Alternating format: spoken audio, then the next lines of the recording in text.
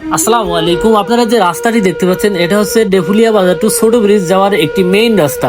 মাগুরা শহরে যাওয়া আসা করার জন্য আমাদের অত্র অঞ্চলের এটাই হচ্ছে আমাদের 3-4টে গ্রামের জন্য একদম মেইন রাস্তা। এই ছোট ব্রিজের এই রাস্তাটি আমাদের ডেফুলিয়া গ্রাম, ছোটফালিয়া, পাটকেলবাড়ি ও কুশাবাড়িয়া এই কয়েক গ্রামের মানুষ এই রাস্তাটি চলাফেরা করে মাগুরা শহরে যাওয়া আসা করে। একদম মেইন রাস্তা হচ্ছে এই ছোট ব্রিজের এই রাস্তাটি। এটা দীর্ঘদিন যাবত এরকম ভাঙা রাস্তা আসলে আমি আর কোথাও দেখি নাই। মাগুরা জেলা বললে ভুল হবে, এরকম বাংলাদেশে আর কোথাও এতটা বাজে রাস্তা আছে কিনা আমি জানি না। তবে এইটা মেইন রাস্তা হওয়ার কারণে আসলে এটা সব থেকে বেশি খারাপ লাগে। এখানে কোনো রিপেয়ারের কাজও হয়নি। দীর্ঘ 10 থেকে 12 বছর যাবতই এই রাস্তাটা ঠিক এরকমই ভাঙা। এখানে কোনো প্রকার কোনো রিপেয়ারের কাজ হয়নি। এত পরিমাণের খারাপ লাগে এই জিনিসটা সব থেকে বেশি। অনেক জায়গায় ভাঙা রাস্তা দেখছি, কিন্তু ভাঙা রাস্তার পেছনে কিছু হয়ে গেলে সেখানে দেখছি রিপেয়ার করে, কিন্তু এই রাস্তাটি কোনো প্রকার কোনো ধরনের রিপেয়ারও হয়নি। এতটা কষ্টের মাঝে আমাদের এই কয়েক গ্রামের মানুষের আসলে এটা না দেখলে বোঝা যায় না। আমাদের ডেফুলিয়া, ছোটফালিয়া, পাটকেলবাড়ি, কুশাবাড়িয়া এই কয়েক গ্রামের মানুষ আসলে অনেক ভোগান্তির শিকার হয় শুধু এই রাস্তার কারণে। ঠিক মতো সঠিক সময়ে আসলে আমরা মাগুরা শহরে যেতে পারি না। এখানকার স্টুডেন্ট যারা আছে, এখানকার কলেজের ছাত্র যারা আছে বা ছাত্রছাত্রী যারা আছে, পরীক্ষা দেওয়ার ক্ষেত্রে বা অন্যান্য ক্লাসের ক্ষেত্রে সঠিক সময় আসলে এই রাস্তা খারাপ হওয়ার কারণে আসলে সেখানে পৌঁছাতে পারে না।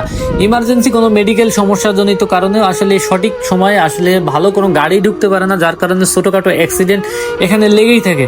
বর্ষার সিজনে এই রাস্তাটিতে সব থেকে বেশি কষ্ট হয়। এই বর্ষার সময় আসলে এই রাস্তাটিতে হেঁটে যাওয়াই মুশকিল হয়ে যায়। আর যেখানে ছোটখাটো গাড়ি এলে তো অ্যাক্সিডেন্ট তো হওয়ার সম্ভাবনা বেশি থাকে। তো বর্ষার সিজনে সব থেকে বেশি কষ্ট হয় আমাদের এই রাস্তাটিতে। আমি এবার ঢাকা থেকে বাড়িতে যে মাগুরা থেকে ছোট ব্রিজ নেমে আসলে একটা ভ্যান নিয়ে তারপর আমি ডেফুলিয়া বাজার যাই। যাওয়ার সময় আমাকে রাস্তার মাঝখানে আমাকে ভ্যানওয়ালা নামিয়ে দেয়, বলে ভাই একটু হেঁটে যান। তো রাস্তার এমনও পরিস্থিতি আসলে হেঁটে না যে কোনো উপায় ছিল না, কারণ ভেঙে গেলে মনে হয় যে এই পড়ে যাচ্ছি, এই উল্টে গেল।